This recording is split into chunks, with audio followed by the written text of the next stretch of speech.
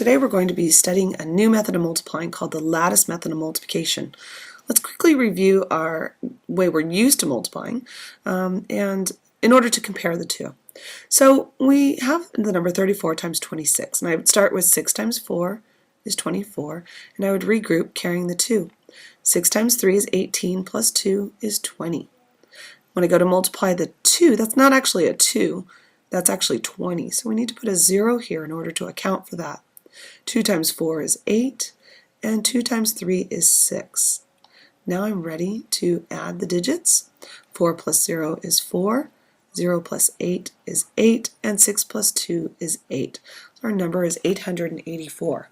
Now in the lattice method, we just have to build a box in order to do this. So I have to do the 34 across the top of our box, and the 26 would go down the side of our box. And in order to build the box portion, the 3 needs its own column. It disappeared on me there. Doesn't want to stay there. And the 4 needs its own column. And the 2 needs its own row. And the 6 would need its own row. Now, one of the most important pieces of doing this is the diagonals. Each of the boxes has to be cut diagonally in half. Now we're ready to multiply. Doesn't seem to want to stay. So the 2 and the 4 meet up in this box right here. And so in order to show that multiplication problem, I would write 2 times 4 is 8. I write an 8 on this side and a 0 on this side. In this section, 3 times 2 meet up in this box. That would be 3 times 2 is 6.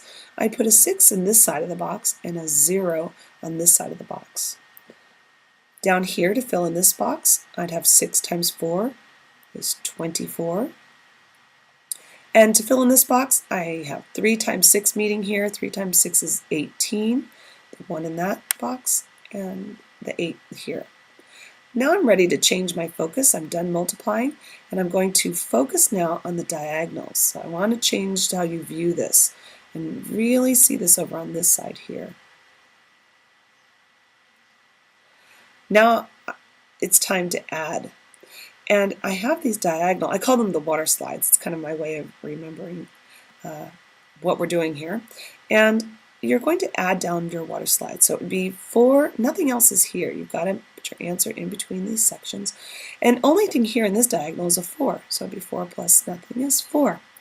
Now I change my view up here. 8 and 2 and 8 are in this diagonal. So I would do 8 plus 2 is 10, plus 8 is 18. I'd carry the 1 all the way up to the next diagonal, which fits in between this and here. And in this diagonal I have 1, a 6, and a 1. 1 plus 6 is 7, plus 1 is 8. And then again in this diagonal there's nothing but a 0. So I can put the 0 there, it will not affect the value. And we have the same answer as we did in our traditional method, 884. So what's the difference? Well, for one, you can check your problem really easily. When you're looking up here, when we had to carry the number, it took the 24 apart, and so you can't really check to see your multiplication if you multiplied right. If you look across here, look, our times tables are visible to us, intact. We didn't have to regroup down in the actual multiplying part. It keeps your multiplying and your adding steps separate.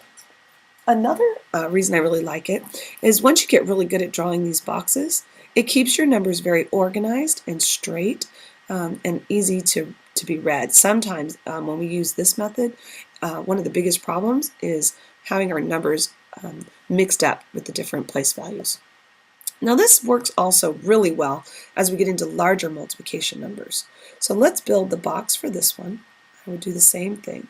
503 across the top and 248 along the side. And then we just have to make sure we get our columns drawn in. Make sure I go all the way down to fit this 8. So a column for the 0 and then a column for the 3.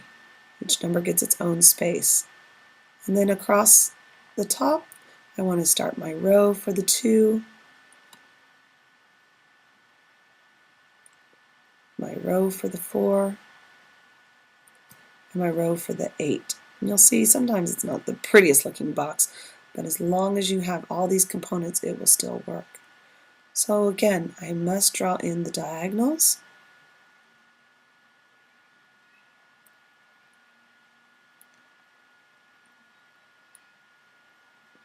All the way down, and the last diagonal. Now I'm ready to multiply. The 3 and the 2 meet up in this box right here, and so that would be 3 times 2 is 6.